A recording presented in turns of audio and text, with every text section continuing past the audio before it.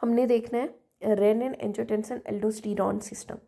सबसे पहले देखते हैं कि ये एक्टिवेट कैसे होता है।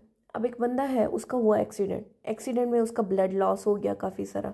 जब ब्लड लॉस हो गया तो जाहिर सी बात है उसमें क्या हुआ, हाइपोवोलीमिया हो गया।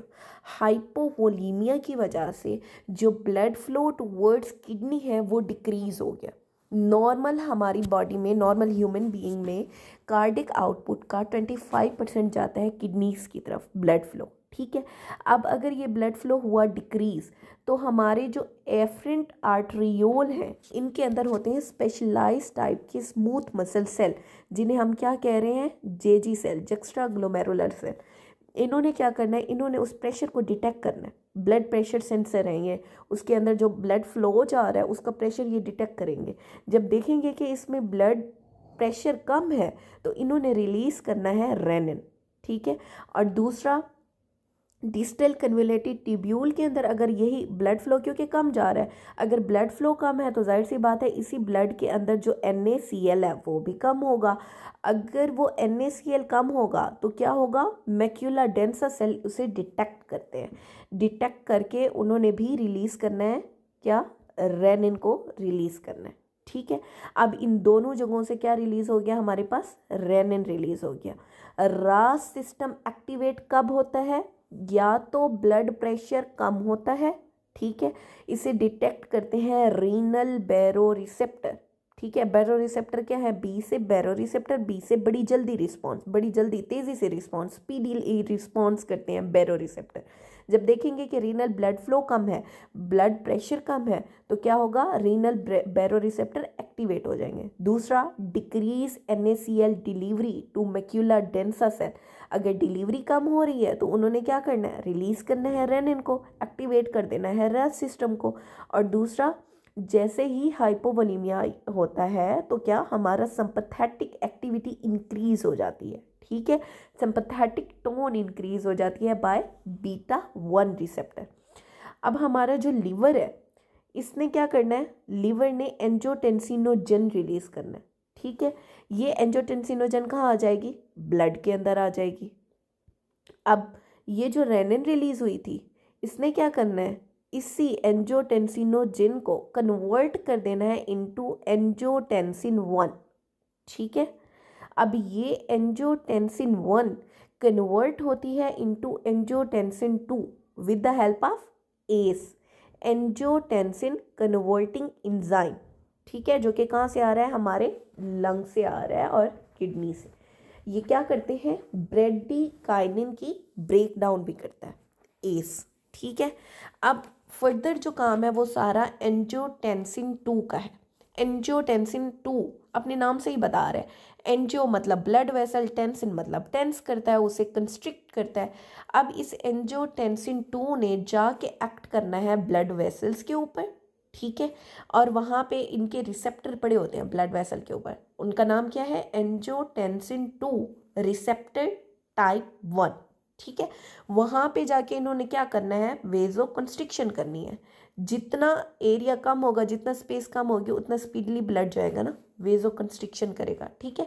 उससे क्या होगा, ब्लड प्रेशर इंक्रीज कर जाएगा। दूसरा, ये एक्ट करते हैं किसके ऊपर, इफरेंट आर्टरियोल्स के ऊपर, ठीक है। वहाँ पे क्या करते हैं, कंस्ट्रिक्शन करा देते हैं इफरेंट आर्टरियोल की। अब जितना ज़्यादा कंस्ट्रिक्शन होगी इफरेंट में, उतना ज़्यादा ब्लड जो है वो स्टे करेगा कहाँ, पीछे ग्लोमेरुलस के अंदर, ठीक है। जितना ब्लड यहाँ पे स्टे करेगा उतना ज़्यादा क्या होगा, रीअब्जॉर्प्शन ज़्यादा होगी, ठीक है। इसका मतलब ये है कि ये प्रिजर्व करता है GFR को जब रीनल ब्लड फ्लो डिक्रीज करता है, ठीक है। दूसरा, ये इट सेल्फ किडनी के ऊपर, किडनी के कौन से पार्ट पे, प्रॉक्सिमल कन्वोल्यूटेड ट्यूब्यूल के ऊपर एक्ट करता है। अब प्रॉक्सिमल कन्वोल्यूटेड ट्यूब्यूल नॉर्मली क्या करता है, 65% ऑफ द वाटर जो है हमारा रीअब्जॉर्ब होता है इन PCT, प्रॉक्सिमल कन्वोल्यूटेड ट्यूब्यूल, ठीक है। यहीं पे एंजियोटेंसिन 2 एक्ट करेगा और इंक्रीज कर देगा सोडियम एंड हाइड्रोजन की एक्टिविटी को। तो उससे क्या होगा, सोडियम, बाइकार और वाटर रीअब्जॉर्प्शन जो है वो क्या होगी, इंक्रीज हो जाएगी, ठीक है। अच्छा, नेक्स्ट है हमारे पास एल्डोस्टेरोन सेक्रीशन। इस एंजियोटेंसिन 2 ने एक्ट करना है किसके ऊपर, ये जो एड्रीनल ग्लैंड है किडनी के ऊपर, ये एड्रीनल ग्लैंड, ठीक है, एड्रीनल ग्लैंड के ऊपर इसने जाके एक्ट करना है और यहाँ से क्या रिलीज कराना है, एल्डोस्टेरोन की सेक्रीशन करनी है, ठीक है। अब ये जो एल्डोस्टेरोन है ये दो जगहों पे एक्ट करता है, एक प्रिंसिपल सेल पे और दूसरा अल्फा इंटरकैलेटेड सेल पे, ठीक है। प्रिंसिपल सेल पे ये क्या करता है, इसने करना है वाटर की रीअब्जॉर्प्शन। कैसे कराएगा वाटर की रीअब्जॉर्प्शन, इसने डायरेक्ट वाटर की रीअब्जॉर्प्शन नहीं करानी होती, इसने वहाँ पे एक्वापोरिन चैनल्स को इंक्रीज करना होता है। जितना ज़्यादा इंक्रीज होंगे एक्वापोरिन चैनल, उतना ज़्यादा वाटर की रीअब्जॉर्प्शन होगी। कहाँ पे, प्रिंसिपल सेल के ऊपर। और ये BCQ आता है, ठीक है, इसे गौर से देख लो। एल्डोस्टेरोन की सेक्रीशन ने इन जाके एक्ट करना है किसके ऊपर, प्रिंसिपल सेल के ऊपर और अल्फा इंटरकैलेटेड सेल के ऊपर। यहाँ पे याद रखो कि एल्डोस्टेरोन जो है वो 2 गिफ्ट लेता है, 2 देता है, ठीक है। जो लेता है उसमें क्या है, वाटर की रीअब्जॉर्प्शन है और सोडियम की रीअब्जॉर्प्शन है, ठीक है। ये 2 गिफ्ट इसने ले लिए, अब 2 इसने देने भी हैं। तो जो देने हैं वो क्या है, पोटाशियम की सेक्रीशन करता है और दूसरा हाइड्रोजन की सेक्रीशन करता है, ठीक है। याद रखना प्रिंसिपल सेल के ऊपर ये कैसे एक्ट करता है, ये डायरेक्ट वाटर की रीअब्जॉर्प्शन नहीं कराता, ये वहाँ पे एक्वापोरिन चैनल्स को इंक्रीज करता है जिसकी वजह से वाटर की रीअब्जॉर्प्शन इंक्रीज होगी प्रिंसिपल सेल के ऊपर, ठीक है। जाहिर सी बात है जब वाटर एब्जॉर्ब होगा तो उसके साथ नमक भी जाएगा, नमक क्या है हमारे पास, सोडियम है, तो सोडियम की भी रीअब्जॉर्प्शन होगी। तो 2 गिफ्ट इसने ले लिए, अब 2 गिफ्ट इसने देने हैं, कौन कौन से, एक तो पोटाशियम की सेक्रीशन करेगा और दूसरा अल्फा इंटरकैलेटेड सेल के ऊपर हाइड्रोजन की सेक्रीशन करेगा, ठीक है। और हाइड्रोजन की सेक्रीशन से क्या होगा, इंक्रीज हो जाएगी हाइड्रोजन ATPase एक्टिविटी, ठीक है। और प्रिंसिपल सेल के ऊपर जब उसने पोटाशियम की सेक्रीशन कराई थी तो उससे क्या होगा, increase potassium conductance, sodium potassium ATPase और ENaC एक्टिविटी जो है वो इंक्रीज कर जाती है। बस यहाँ पे इंपॉर्टेंट चीज़, ये वैसे बहुत इंपॉर्टेंट है, एल्डोस्टेरोन का मैकेनिज्म, इसका एक्शन, ये पूछते होते हैं, हर पेपर में आता है, ठीक है। तो ये अच्छे से याद कर लो। अच्छा, दूसरा क्या है हमारे पास, एंजियोटेंसिन 2। ये हमने इसके सारे फंक्शन पढ़ लिए। पहला फंक्शन क्या था, ब्लड वेसल की कंस्ट्रिक्शन कराना। दूसरा फंक्शन क्या था, इफ्रेंट को कंस्ट्रिक्ट कराना। तीसरा फंक्शन क्या था, इंक्रीज करता है sodium hydrogen activity on proximal convoluted tubule. चौथा फंक्शन इसका हमने क्या पढ़ा, एल्डोस्टेरोन को रिलीज कराना। अब इसका 5वां फंक्शन क्या है, ये एक्ट करता है हाइपोथैलेमस के ऊपर और थर्स्ट को इंक्रीज कराता है। ऐसे पेशेंट बार बार पानी मांगते हैं, ठीक है।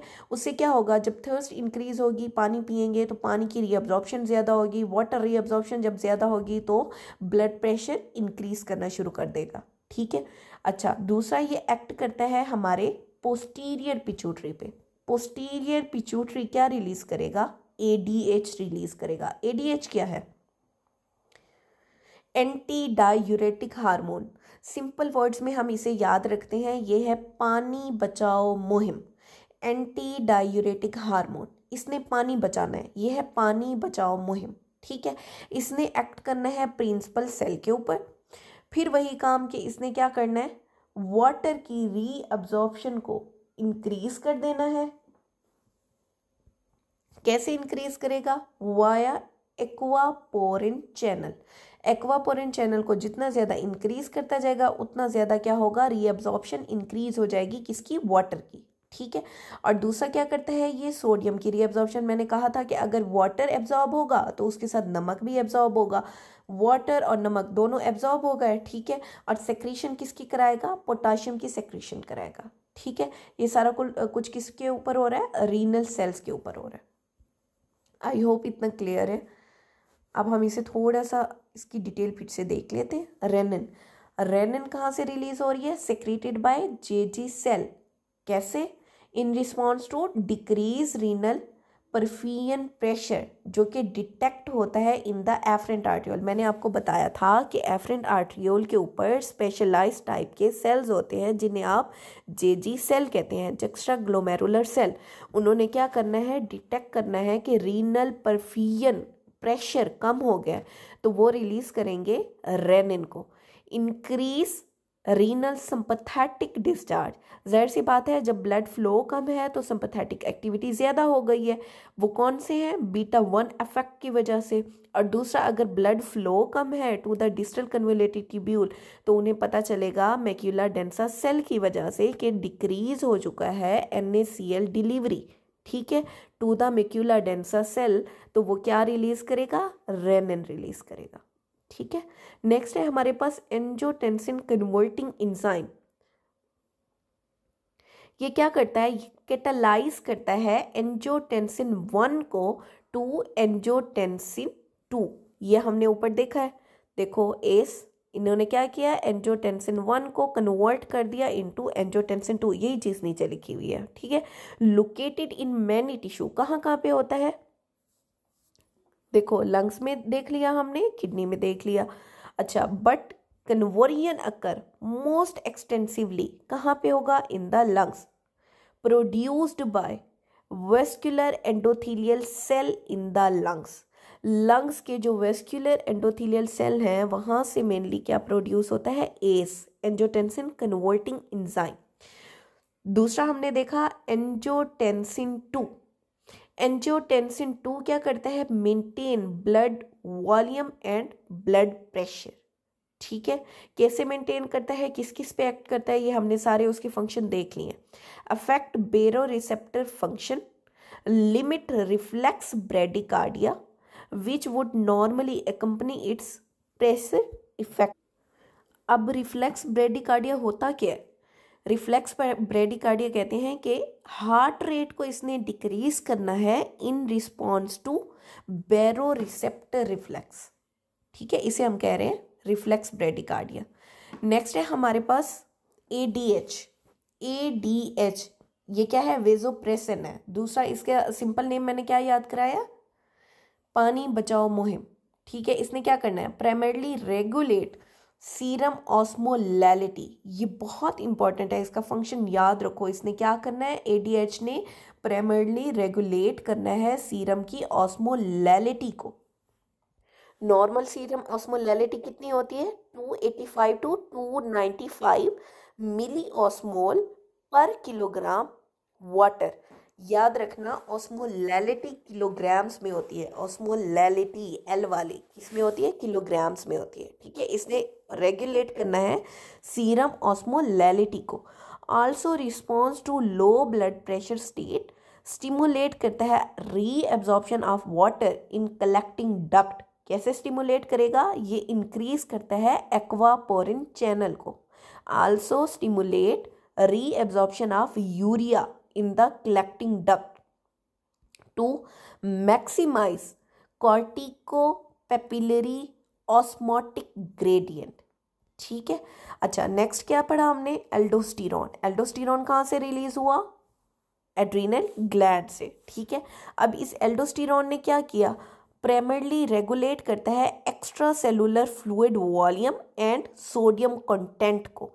ये BCQ आता है, बार बार ये पूछा जाता है। ADH का फंक्शन पूछा जाता है, एल्डोस्टेरॉन का फंक्शन पूछा जाता है। ADH ने क्या करना है, ऑस्मोलैलिटी को रेगुलेट करना है। एल्डोस्टेरॉन ने क्या करना है, एल्डोस्टेरॉन ने एक्स्ट्रा सेलुलर फ्लूइड, सेल के बाहर वाला एक्स्ट्रा सेलुलर फ्लूइड को रेगुलेट करना है एंड सोडियम कंटेंट इन्हें रेगुलेट करता है, इंक्रीज करता है। इसका रिलीज इंक्रीज होता है इन द हाइपोवॉल्यूमिक स्टेट और रिस्पॉन्स करता है to the hyperkalemia of by increase potassium excretion. अब यहाँ पे एक इम्पॉर्टेंट BCQ है कि most potent release of the aldosterone is, तो वो क्या है, हाइपरकलीमिया। पोटाशियम मेन चीज़ है जो कि रिलीज़ कराती है। अगर पोटाशियम बहुत ज़्यादा हो गया है तो उसने रिलीज़ क्या कराना है, एल्डोस्टेरॉन को रिलीज़ कराना है। एल्डोस्टेरॉन ने क्या करना है, इंक्रीज कर देना है पोटाशियम की एक्सक्रीशन को, ठीक है। अच्छा, अब ये सारा मैकेनिज्म क्या कर रहा है, इंक्रीज कर रहा है कार्डिक आउटपुट को, इंक्रीज कर रहा है ब्लड प्रेशर को। अब ये पूरा सिस्टम एक्टिवेट हुआ हुआ है। अब जाहिर सी बात है, जब हमारी बॉडी के अंदर ये सारा सिस्टम एक्टिवेट हो गया, ब्लड प्रेशर इंक्रीज कर गया, अब कोई ऐसा सिस्टम भी तो होना चाहिए जिसकी वजह से ब्लड प्रेशर को वापस हम डिक्रीज़ करें या नॉर्मल करें, या फिर बॉडी कहे कि भाई अब बस करो, अब ब्लड प्रेशर नॉर्मल हो गया है, अब इसे मज़ीद इंक्रीज़ करने की ज़रूरत नहीं है। तो वो कैसे होता है, हमारे हार्ट में जैसे ही हमारी कार्डिक आउटपुट इंक्रीज़ होती है, सारा कुछ नॉर्मल होता है। तो मैंने आपको कहा था क्या होता है, एफरेंट आर्ट्रियोल सेंस कर रहे थे। एफरेंट आर्ट्रियोल के अंदर क्या था, जेजी सेल था, जो कि जेजी सेल सेंस कर रहे थे ब्लड प्रेशर को, ठीक है। अब क्योंकि ब्लड प्रेशर नॉर्मल होना शुरू हो गया है, वो जो उनके रिफ्लेक्सेस होते हैं, जिन्हें ये यहाँ पे रिसेप्टर हैं, ठीक है, जो सेंस कर रहे हैं कि प्रेशर अब नॉर्मल हो चुका है, ठीक है, तो इन्होंने रेनिन रिलीज करना बंद कर देनी है, ठीक है। इधर से मैक्यूला डेंसा सेल को जैसे ही नॉर्मल ब्लड फ्लो मिलेगा, नॉर्मल NaCl मिलेगा, इन्होंने सेंस करना है कि NaCl जो नॉर्मल आता था अमाउंट में वो हमें मिल रहा है, लिहाजा इन्होंने रेनिन रिलीज करना बंद कर देना है, ठीक है। और उधर से हार्ट में क्या होता है, हमारे पास ANP और BNP होता है। ANP BNP क्या है, हमारे पास नेट यूरेटिक पेप्टाइड्स हैं, ठीक है। ये कहाँ से रिलीज होगा, ANP रिलीज होता है फ्रॉम द एट्रिया, ANP, और वेंट्रिकल से क्या रिलीज होगा, BNP। क्यों रिलीज होंगे, जब वॉल्यूम इंक्रीज होगा, ठीक है, ब्लड फ्लो इंक्रीज हुआ, कार्डिक आउटपुट इंक्रीज हुई, ब्लड वॉल्यूम इंक्रीज हुआ, इसे इन्होंने सेंस किया ANP और BNP ने।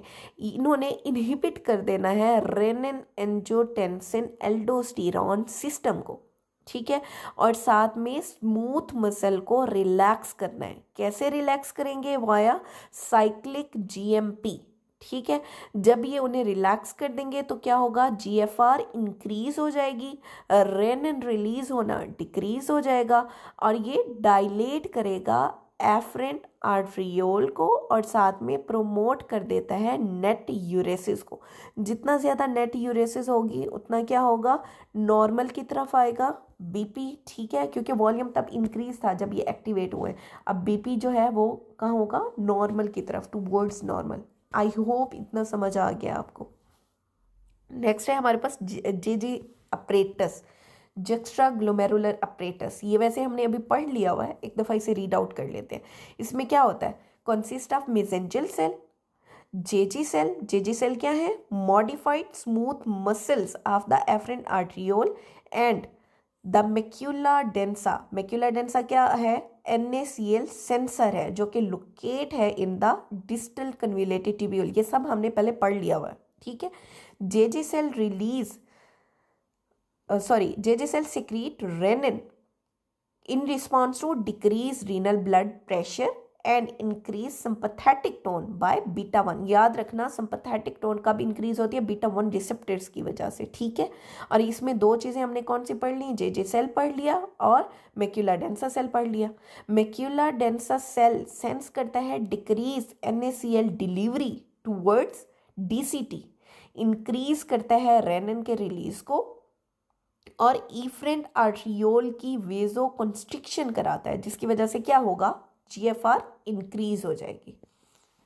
अब कोई पूछे जक्स्ट्रा ग्लोमेरुलर अपरेटस का फंक्शन क्या है, तो इसने क्या करना है, ये मेंटेन करता है ग्लोमेरुलर फिल्ट्रेशन रेट को via renin angiotensin aldosterone system. अब यहाँ पे इन्होंने बताया हुआ है बीटा ब्लॉकर का एक्ट किया है। बीटा ब्लॉकर ने डिक्रीज करना है ब्लड प्रेशर को by decrease cardiac output and inhibiting beta 1 receptor of juxta glomerular apparatus. उससे क्या होगा, रेनिन रिलीज होना डिक्रीज हो जाएगी, ठीक है। ये सारा काम किसका था, रेनिन के रिलीज होने की वजह से ये सारा सिस्टम एक्टिवेट हो रहा था।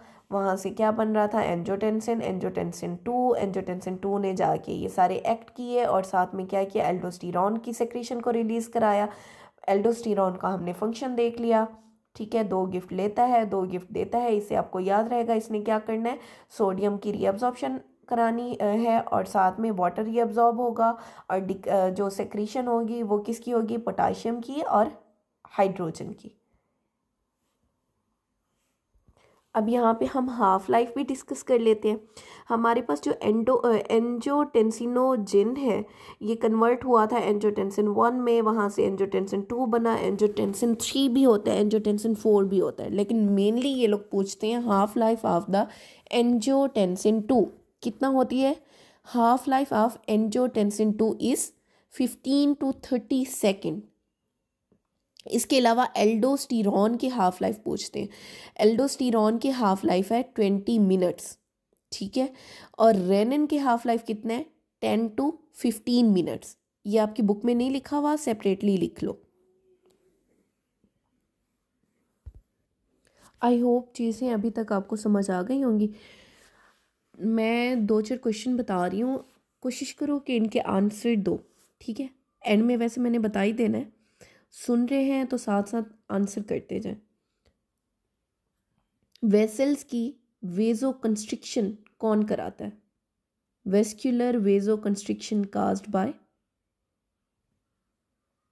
एंटी डायूरेटिक हार्मोन ADH, ठीक है। अच्छा, इसके अलावा एल्डोस्टीरॉन एक्ट ऑन, अगर आपके पास तीनों दिए हुए हो, CCTB, DCTB, CDB, तो फिर आपने इसमें सीक्वेंस याद रखना है। CCT एल्डोस्टीरॉन बड़ा नाम है ना, तो उसमें बड़ी चीज़ को पहले आपने चूज़ करना है। CCT is greater than DCT is greater than CD।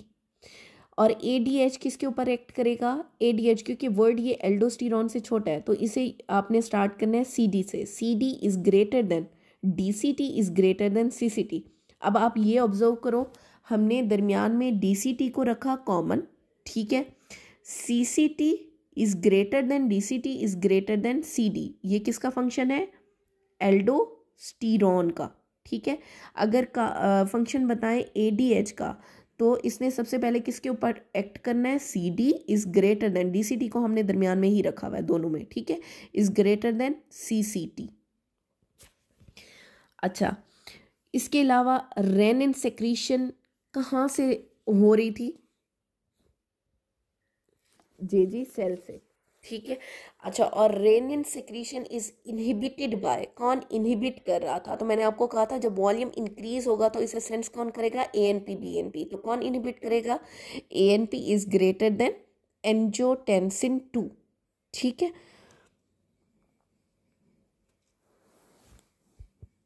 इसके अलावा मैंने आपको बताया एल्डोस्टीरॉन का स्ट्रॉन्गेस्ट स्टिमुलस कौन सा है, कौन सी ऐसी चीज़ है जो एल्डोस्टीरॉन को रिलीज करती है, स्ट्रॉन्गेस्ट स्टिमुलस, तो इंक्रीज पोटाशियम। जितना ज़्यादा पोटाशियम होगा उतना ज़्यादा एल्डोस्टीरॉन रिलीज होगा। एल्डोस्टीरॉन ने फिर क्या करना है, पोटाशियम की एक्सक्रीशन करना शुरू कर देनी है।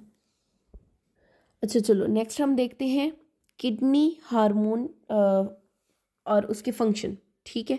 सबसे पहले है एरेथ्रोपोइटिन। एरेथ्रोपोइटिन कहाँ से रिलीज होता है, interstitial cell in peritubular capillary bed, ठीक है। कैपिलरी के अराउंड, पेरीट्यूबुलर कैपिलरी बेड से, वहाँ पे क्या होते हैं, इंटरस्टिशियल सेल होते हैं। इंटरस्टिशियल सेल ने क्या रिलीज करना है, एरेथ्रोपोइटिन। अब जो BCQ आता है वो ये आता है कि कौन सा ऐसा स्टिमुलस है जो रिलीज करता है एरेथ्रोपोइटिन को in result of hypoxia, in response to hypoxia, बहुत इंपॉर्टेंट है, ठीक है। हाइपोक्सिया, हाइपोक्सिया की वजह से रिलीज होगा एरेथ्रोपोइटिन। कहाँ से रिलीज होगा, release by interstitial cell in peritubular capillary, ये दोनों BCQ आते हैं। अब एरेथ्रोपोइटिन का फंक्शन क्या है, इसने स्टिमुलेट करना है RBC की प्रोलिफरेशन को इन बोन मैरो, और हम एक्सोजिनसली भी इसे दे रहे होते हैं एनीमिया के लिए। अगर किसी की क्रोनिक किडनी डिजीज़ है तो एक्सोजिनसली आप एनीमिया की करेक्शन में दे रहे होते हो एरेथ्रोपोइटिन, ठीक है। लेकिन ये क्या करती है, इंक्रीज करती है रिस्क ऑफ हाइपरटेंशन। अच्छा, दूसरा काम क्या है इसका, कोलीकैल्सिफेरॉल, विटामिन D।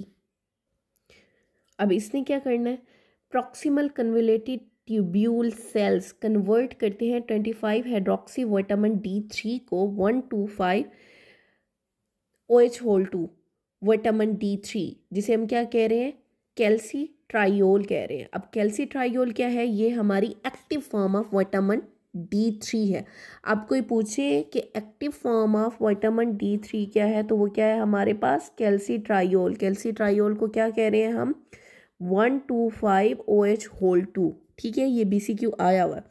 और फिर ये इंक्रीज हो जाता है, इसकी एब्जॉर्प्शन इंक्रीज हो जाती है इस फॉर्म में फ्रॉम स्मॉल बाउल, ठीक है, increase calcium reabsorption in small bowel. इसने क्या करना है, इंक्रीज कर देना है कैल्शियम की रीअब्जॉर्प्शन को फ्रॉम द स्मॉल बाउल। अच्छा, नेक्स्ट है हमारे पास प्रोस्टाग्लैंडिन। प्रोस्टाग्लैंडिन्स ये क्या है, paracrine secretion vasodilate afferent arteriole to increase renal blood flow. Afferent जो कि लेके आ रही थी, ठीक है, उसे क्या करते हैं, वेजोडाइलेट कर देते हैं।